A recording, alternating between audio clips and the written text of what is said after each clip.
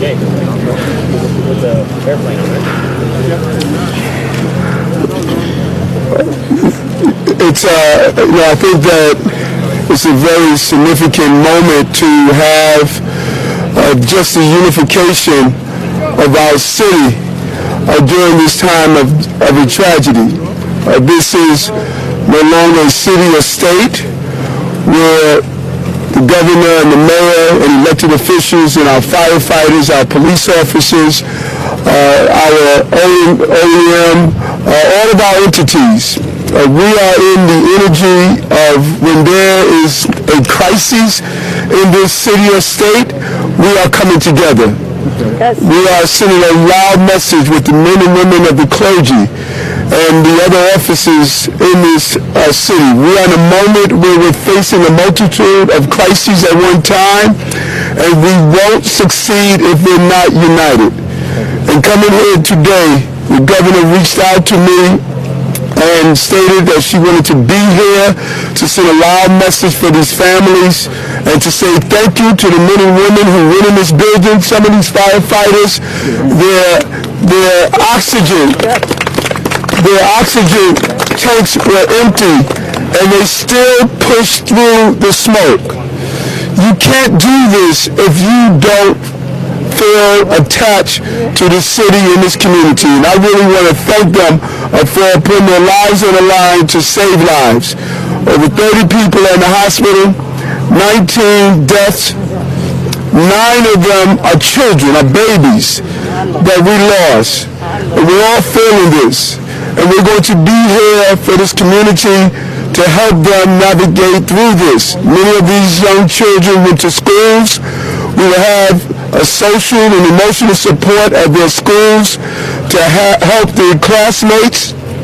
We're here as well with the Red Cross and OEM is going to coordinate together to get housing and also some of the emergency needs that the people who experience this trauma experience. And it's so important that we have the faith-based leaders here. This was a large Muslim population. Sheikh Musa is here that knows many of the residents that came from Gambia. And we want to make sure that we're sensitive to the cultural needs. The Emise office is going to coordinate to make sure that we respect the burial rights of the Muslim community as well as others. So our message is clear today. During a tragedy, we are going to be here for each other. There's more to be discovered. The FDNY is doing a thorough investigation. Commissioner Nigro will update us on the latest. But it appears as though this stemmed from a space heater. But the marshals are here. They will give us a thorough investigation to determine exactly what took place and what we can do better not to have this repeated. Yeah. And so at this time, I want to just thank the governor of the state of New York, who's here with us today. Thank you, Governor. And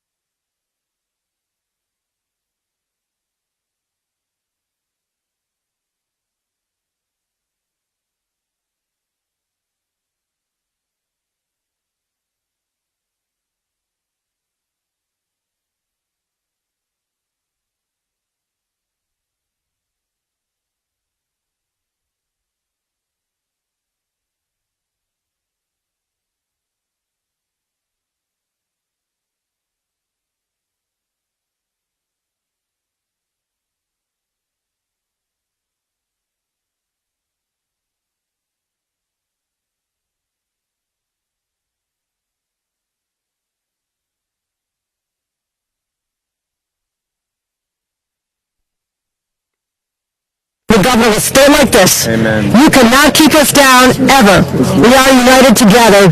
Thank you. And may God bless the individuals who are suffering and the souls of those we lost, particularly the children. Thank you, Governor. And I'm just so happy when I reached out to State Senator and asked him, can he come up and join us today without hesitation.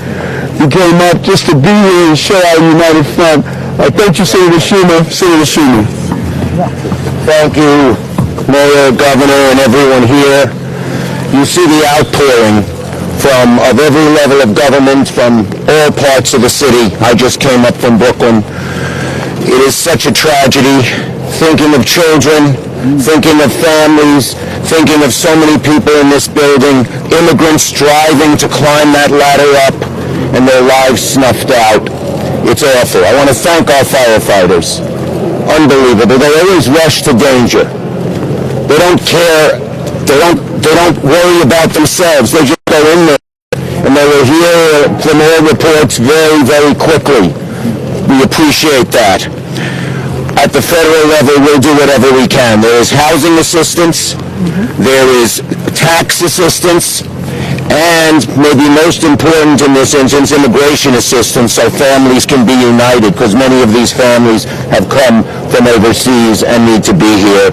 And I just pledge, and I saw my colleague from Congress, our Congress member, Richie Torres, we pledge to do whatever we can at the federal level. But New Yorkers are united in standing by. When there's a tragedy, we come together.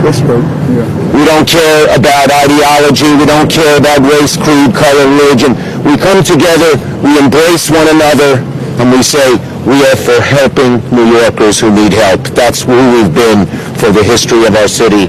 And on this awful night, that doesn't change. Thank you so much, Senator. And I think the Senator raised a good point. This is a heavy immigrant community. And we want to make sure Sheikh Musa let the residents know that if you need assistance, your names will not be turned over to ICE or any other institution.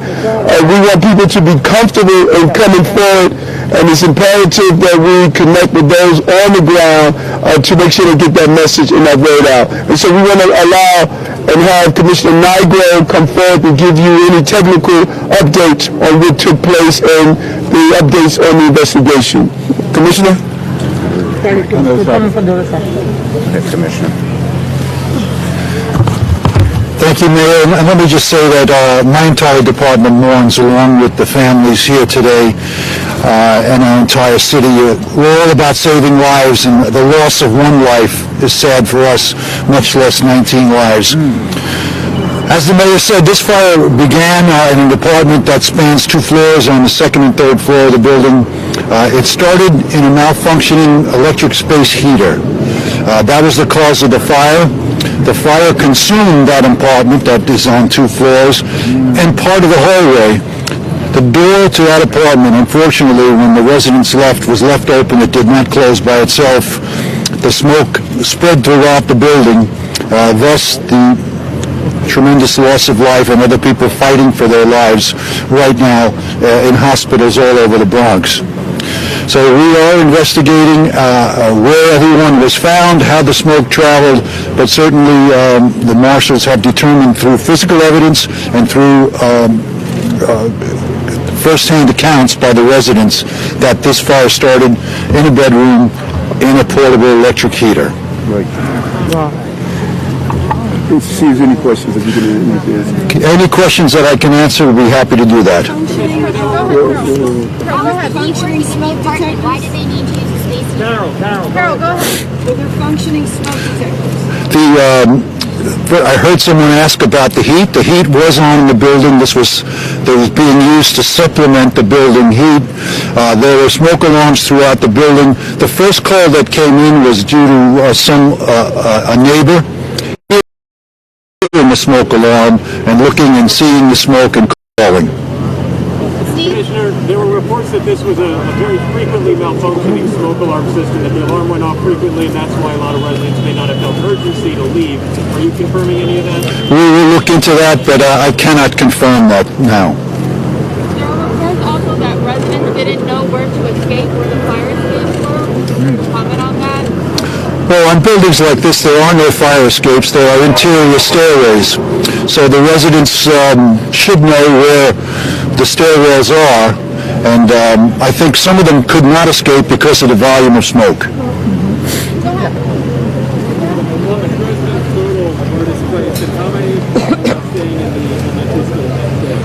I can't give you the exact number right now. I believe there's 120 apartments in the building. There's a very large number of people right now who need a place to stay.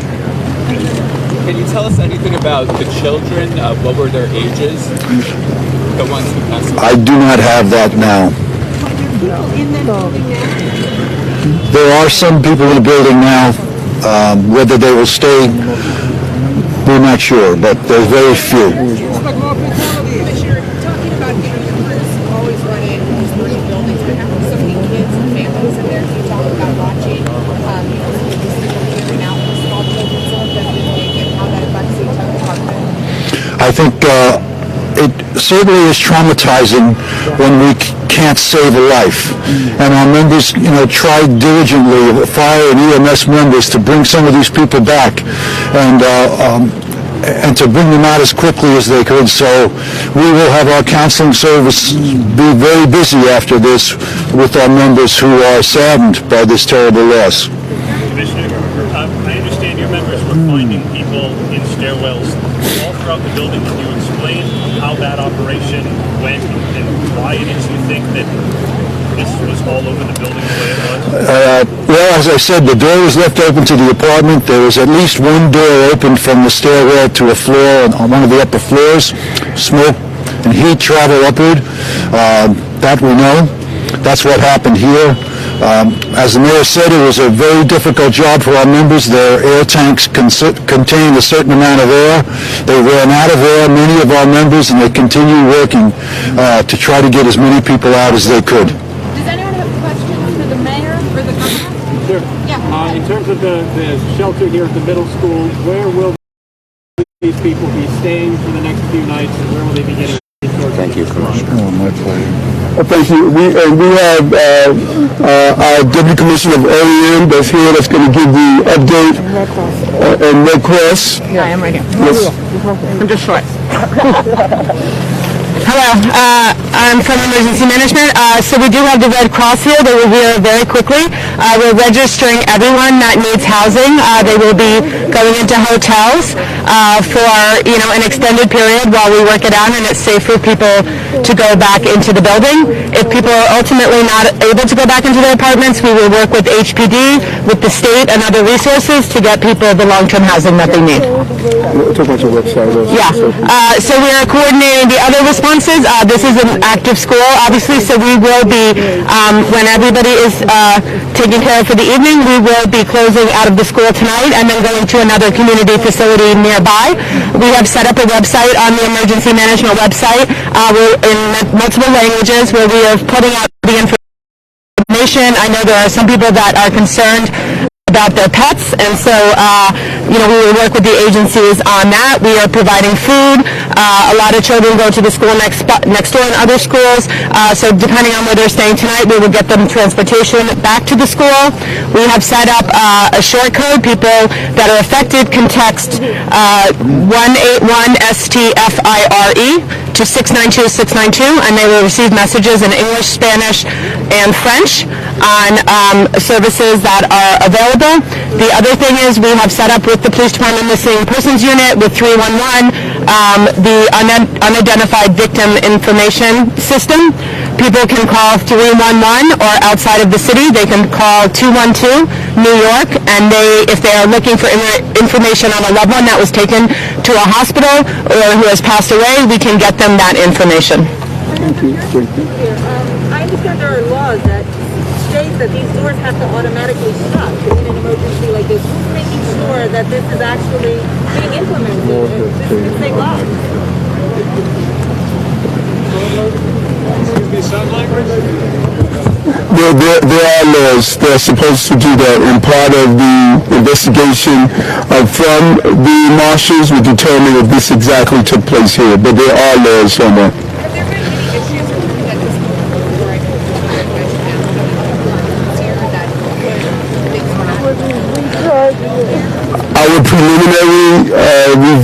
determined that there were two reports, violations, but they were not related to heat at all.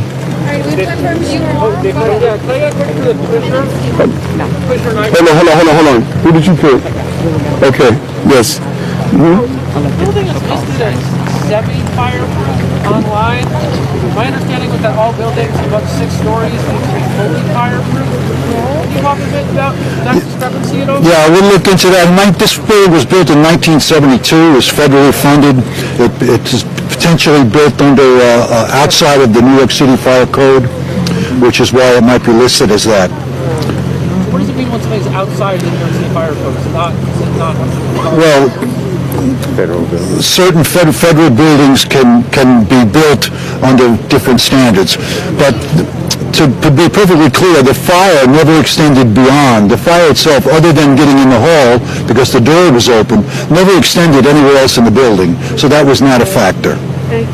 Given the staffing challenges with Omicron, is FDNY EMS seeing any staffing challenges, and did that play any role in the response here? It played absolutely no role. It's a challenge, but we've been able to, every one of our units is fully staffed, fire and EMS. Let's do one more so we can get out of the rain. Commissioner. Go ahead, right there. My question, any Pakistani family in this building? I'm sorry? Any Pakistani family? We're not aware of that. We're not aware of that. Listen, we just really want to thank our congressional delegation, the public advocate, our council members, our assembly persons, our DA, our borough president, our controller. We're just seeing the symbol of the unification of this city coming to this family and this community to let you know we are here and we're going to be here for you. Thank you very much. Thank you, Governor.